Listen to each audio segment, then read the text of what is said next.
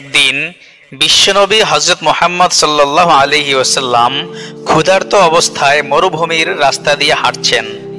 চলতে চলতে এক জায়গায় তিনি একটি লেখা দেখতে পেলেন যে খেজুর বাগানে পানি দিলে খেজুর দেওয়া হয়। তখন বিশ্বনবী হযরত মুহাম্মদ সাল্লাল্লাহু আলাইহি ওয়াসাল্লাম খেজুর বাগানের মালিকের বাড়ির দিকে রওনা করলেন। খেজুর বাগানের মালিক ছিল একজন ইয়াহুদি। এই ইয়াহুদির বাড়িতে গিয়ে বিশ্বনবী বললেন, বাড়িতে কি কেউ আছেন? তখন সেই ইয়াহুদি বেরিয়ে আসলো এবং বিশ্বনবীকে দেখে বলল, তুমি কে, কি চাই, কেন এসেছো? তখন বিশ্বনবী বললেন, আমি একটি লেখা দেখতে পেলাম যে খেজুর বাগানে পানি দিলে খেজুর দেওয়া হয়, তাই আমি চাই আপনার খেজুর বাগানে পানি দিতে, কারণ আমার খেজুর খুব প্রয়োজন। তখন ইয়াহুদি লোকটি বলল, তুমি কি খেজুর বাগানে পানি দিতে পারবে? বিশ্বনবী হযরত মুহাম্মদ সাল্লাল্লাহু আলাইহি ওয়াসাল্লাম বললেন, জি, আমি অবশ্যই পারবো ইনশাআল্লাহ। আসলে ইয়াহুদি লোকটি ছিল খুবই হিংসুটে এবং অহংকারী একজন ব্যক্তি। সে কোনো মুসলমানকে সহজে সহ্য করতে পারত না, তাই সে জানে তার কূপের পানি অনেক নিচে এবং যে কেউ খুব সহজে কূপ থেকে পানি ওঠাতে পারবে না। সে মনে মনে ভাবল, তাকে একটি উচিত শিক্ষা দেওয়া যাবে। তখন ইয়াহুদি লোকটি বলল, ওই যে দূরে কূপটি দেখতে পাচ্ছ, ওই কূপ থেকে বালতি দিয়ে পানি উঠিয়ে বাগানে দিতে হবে, তুমি কি পারবে? তখন বিশ্বনবী হযরত মুহাম্মদ সাল্লাল্লাহু আলাইহি সাল্লাম বললেন, জি ইনশাআল্লাহ আমি পারবো। তখন ইয়াহুদি ব্যক্তিটি একটি বালতি ও একটি রশি নিয়ে আসলো, বিশ্বনবীর হাতে দিয়ে বলল, যাও এবার কূপ থেকে পানি উঠিয়ে বাগানে পানি দাও। আসলে রশিটি ছিল খুবই পচা এবং নরম। ইয়াহুদি লোকটি জানতো রশিটি ছিঁড়ে বালতিটি কূপের মধ্যে পড়ে যাবে, তখন সে প্রতিশোধ নিবে। বিশ্বনবী রশি ও বালতি নিয়ে সেই কূপের কাছে গেলেন। বালতি দিয়ে কয়েক বালতি পানি ওঠানোর পর হঠাৎ করে রশিটি ছিঁড়ে বালতিটি কূপের মধ্যে পড়ে যায়। তখন ইয়াহুদি লোকটির কাছে বিশ্বনবী এসে বললেন, রশি ছিঁড়ে তো বালতি কূপের মধ্যে পড়ে গেছে, এখন কি করা যায়? ইয়াহুদি লোকটি তখন রেগে গিয়ে বিশ্বনবীর গাল মোবারকে সজোরে একটি থাপ্পড় মারলো। ইহুদির থাপ্পড়ের সাথে সাথে যেন পুরো পৃথিবী কেঁপে ওঠে, আকাশ বাতাস যেন কাঁপতে থাকে, পশু পাখিরাও যেন কাঁপতে থাকে। বিশ্বনবী ইহুদির থাপ্পড় খেয়েও একটুও বিচলিত হননি বা মনে কষ্ট নেননি, বরং কিছুক্ষণ পর বিশ্বনবী ইহুদিকে বললেন, তুমি কি হাতে ব্যথা পেয়েছো? ইহুদি লোকটি বলল, না, আমি ব্যথা পাইনি, তবে দ্রুত তুমি আমার বালতি উঠিয়ে দাও, নইলে তোমাকে আরো বেশি শাস্তি দেব। তখন বিশ্বনবী বললেন, ঠিক আছে, আমি চেষ্টা করে দেখছি, তোমার বালতি কূপ থেকে উঠিয়ে দেব ইনশাআল্লাহ। এই বলে বিশ্বনবী ধীরে ধীরে আবার কূপের দিকে এগিয়ে যাচ্ছেন।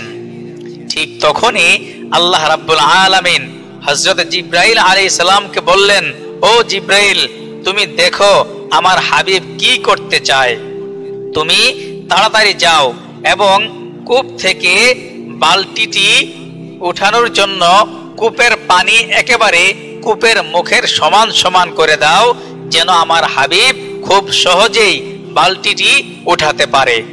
তখন বিশ্বনবী কূপের কাছে যাওয়ার আগেই হযরত জিবরাইল আলাইহিস সালাম এসে কূপের পানি একেবারে কূপের মুখের সমান সমান করে দিলেন। বিশ্বনবী কিছুটা অবাক হয়ে গেলেন এবং ভাবলেন, কূপের পানি তো অনেক নিচে ছিল, কি করে কূপের পানি একেবারে এত উপরে উঠে গেল?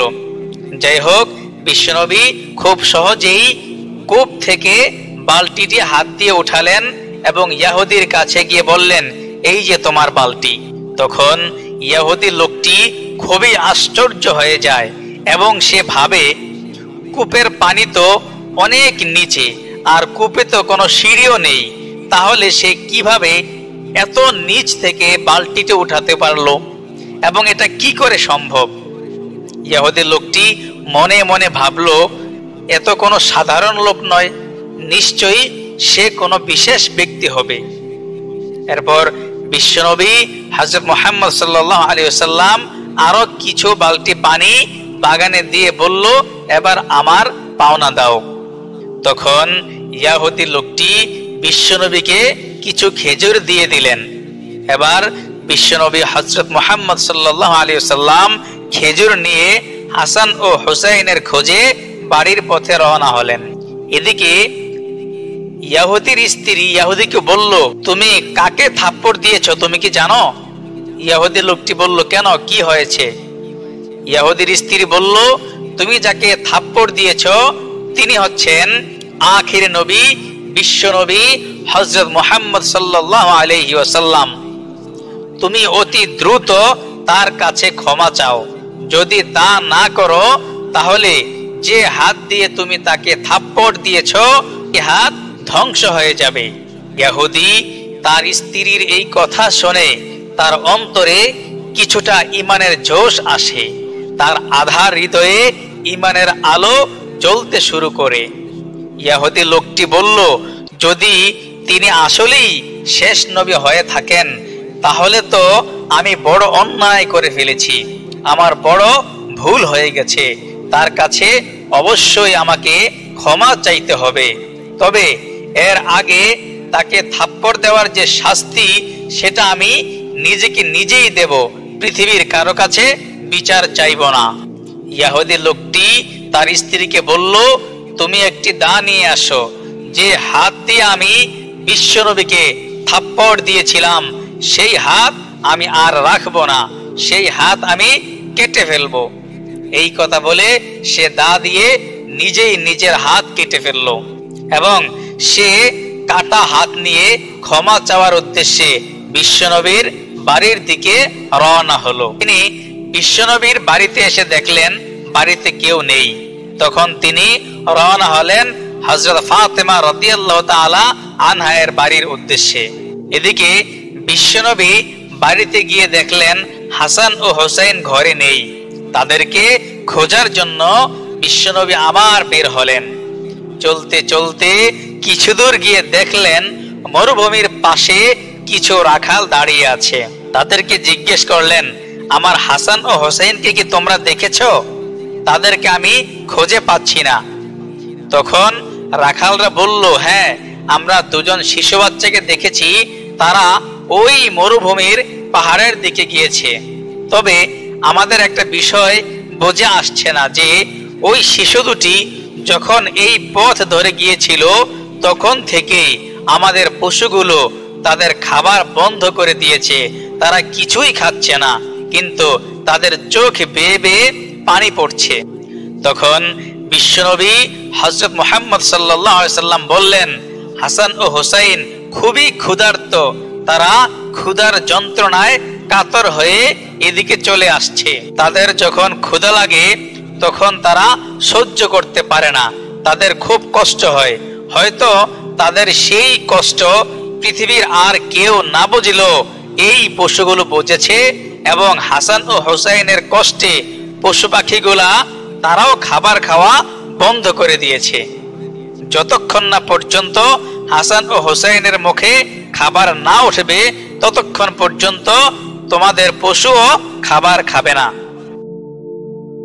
এ কথা বলে বিশ্বনবী ধীরে ধীরে মরুভূমির পথ ধরে ওই পাহাড়ের দিকে এগিয়ে গেলেন। গিয়ে দেখলেন হাসান ও হুসাইন মরুভূমির বালি দিয়ে বালিশ বানিয়ে সেখানে শুয়ে আছে। বিশ্বনবী তাদের কাছে গিয়ে ডাকলেন এবং বললেন, নানা ভাইয়েরা, তোমরা আমার কাছে আসো, আমি তোমাদের জন্য খাবার নিয়ে এসেছি, তোমরা খাও। তখন হাসান ও হুসাইন রাদিয়াল্লাহু তাআলা আনহুমা বললেন, নানা জান, আমাদের যখন ক্ষুধা লাগে তখন আমাদের খুব কষ্ট হয়। আজ কয়েকদিন আমাদের বাড়িতে চুলায় আগুন জ্বলে না, আমরা খুবই ক্ষুধার্ত। তাছাড়া যখন আমরা ক্ষুধার্ত থাকি আর তুমি আমাদের বাড়িতে আসো, তখন তোমাকে দেখার পর আমাদের আর ক্ষুধা থাকে না। বিশ্বনবী হযরত মুহাম্মদ সাল্লাল্লাহু আলাইহি সাল্লাম বললেন, এবার আর তোমাদের ক্ষুধা থাকবে না, আমি তোমাদের জন্য খাবার নিয়ে এসেছি, চলো বাড়িতে চলো। তখন হাসান ও হোসেন বলল, না, আমরা বাড়িতে যাব না, তোমার মেয়ে আমাদেরকে খাবার দিবে না, বাড়িতে কোনো খাবার নেই। বিশ্বনবী হযরত মুহাম্মদ সাল্লাল্লাহু আলাইহি সাল্লাম বললেন, নানা ভাই, আমার সাথে চলো, রাগ করো না, এই যে আমি তোমাদের জন্য খাবার নিয়ে এসেছি, চলো আমরা বাড়িতে গিয়ে সবাই মিলে একসাথে খাবো। এই কথা বলে বিশ্বনবী হাসান ও হোসেনকে নিয়ে মা ফাতেমার বাড়ির দিকে রওনা হলেন। বাড়িতে গিয়ে বললেন, মা ফাতেমা, এই নাও খেজুর, তোমাদের জন্য নিয়ে আসছি, তোমরা সবাই মিলে খাও। ফাতেমা রাদিয়াল্লাহু তাআলা আনহা খেজুরগুলো হাতে নিলেন। যখনই বিশ্বনবীর দিকে তাকালেন, তখন ফাতেমা রাদিয়াল্লাহু তাআলা আনহা অবাক হয়ে বিশ্বনবীর দিকে তাকিয়ে রইলেন আর বললেন, আমরা অবশ্যই খাবার খাবো, তবে তার আগে বলুন, আপনার গাল মোবারকে আঙ্গুলের ছাপ কেন? কে আপনাকে আঘাত করেছে? আপনি বলুন। বিশ্বনবী হযরত মুহাম্মদ সাল্লাল্লাহু আলাইহি ওয়াসাল্লাম তখন বললেন, আগে তোমরা খাবার খাও, এই নিয়ে পরে কথা বলা যাবে। মা ফাতেমা রাদিয়াল্লাহু তাআলা আনহা বললেন, না, আগে বলুন, কে আপনাকে আঘাত করেছে? কার এত বড় সাহস? আপনি কেন তার জন্য আল্লাহর কাছে বদদুয়া করেননি? কেন তার জন্য আল্লাহর কাছে বিচার চাননি? বিশ্বনবী তখন বললেন, মা, আমি তো রহমতের নবী, আমি তো গজবের নবী না। আল্লাহ রাব্বুল আলামিন আমাকে পুরো জগতের, পুরো বিশ্ববাসীর জন্য রহমত স্বরূপ পাঠিয়েছেন। আল্লাহ রাব্বুল আলামিন আমাকে পাঠিয়েছেন ক্ষমা করে দেওয়ার জন্য, কাউকে শাস্তি বা আঘাত করার জন্য নয়। সুতরাং আমি কিছু মনে করিনি, হয়তো সে আমাকে চিনতে পারেনি, তাই না চিনে না বোঝে তার অজান্তে সে একটি ভুল করে ফেলেছে, কিন্তু তাতে করে আমি কি করে তাকে শাস্তি দেই? আমি রহমতের নবী হয়ে, দয়ার নবী হয়ে আমার একজন উম্মতকে আমি শাস্তি দিতে পারি না মা। তখন ফাতেমা রাদিয়াল্লাহু তাআলা আনহা ও বিশ্বনবী হযরত মুহাম্মদ সাল্লাল্লাহু আলাইহি সাল্লাম কথা বলছিলেন, যখন ঠিক তখনই বাহিরে কে যেন বিশ্বনবীকে খুঁজছিলেন। তখন বিশ্বনবী ও মা ফাতেমা রাদিয়াল্লাহু তাআলা আনহা এবং হাসান ও হোসেন বাইরে বেরিয়ে আসলেন। এসে দেখলেন একজন লোক কাটা হাত নিয়ে দাঁড়িয়ে আছে। বিশ্বনবী তার কাছে গেলেন এবং গিয়ে দেখলেন এ তো সেই খেজুর বাগানের মালিক ইয়াহুদি ব্যক্তি যে আমাকে থাপ্পড় দিয়েছিল। ইয়াহুদি লোকটি বলল, ও দয়ার নবী, ও মায়ার নবী, বিশ্বনবী, আপনি আমাকে ক্ষমা করে দিন, আমি আপনাকে চিনতে পারিনি, আমি না চিনেই আপনাকে আমার যে অভিশপ্ত হাত দ্বারা থাপ্পড় দিয়েছিলাম, দেখুন সেই হাত আমি কেটে ফেলেছি। যে নবীর গায়ে মশা মাছি বসা হারাম, সেই নবীর গায়ে যে হাত আঘাত করেছে, সেই হাত আমি রাখতে চাইনি। ওগো দয়ার নবী, আপনি আমাকে ক্ষমা করে দিন। বিশ্বনবী তার এই অবস্থা দেখে বললেন, আমি তো রহমতের নবী, আমি তো দয়ার নবী, আমি তো ক্ষমার নবী। আল্লাহ রাব্বুল আলামিন আমাকে পুরো বিশ্ববাসীর জন্য রহমত হিসেবে পাঠিয়েছেন। আমি কি করে তোমাদেরকে কষ্ট দিতে পারি, ক্ষমা না করে থাকতে পারি? আমি তো তখনই তোমাকে ক্ষমা করে দিয়েছি, তুমি আবার কেন নিজের হাত কাটতে গেলে? কেন নিজেকে নিজে শাস্তি দিতে গেলে? আল্লাহর নবী মনে মনে চাইছিলেন তার হাতটি যেন আবার আগের মতো হয়ে যায়। তখন আল্লাহ রাব্বুল আলামিন হযরত জিবরাইল আলাইহিস সালামকে বললেন, তুমি দেখো আমার হাবিব কি করতে চায়, তুমি দ্রুত যাও। তখন জিবরাইল আলাইহিস সালাম দ্রুত আল্লাহর নবীর কাছে আসলেন এবং এসে বললেন, হে আল্লাহর নবী, আপনি থুতু মোবারক দিয়ে তার হাতটি আগের মতো জোড়া লাগিয়ে দিন। এই কথা শুনে বিশ্বনবী হযরত মুহাম্মদ সাল্লাল্লাহু আলাইহি ওয়াসাল্লাম তার থুতু মোবারক দিয়ে তার কাটা হাতটিকে জোড়া লাগিয়ে দিলেন।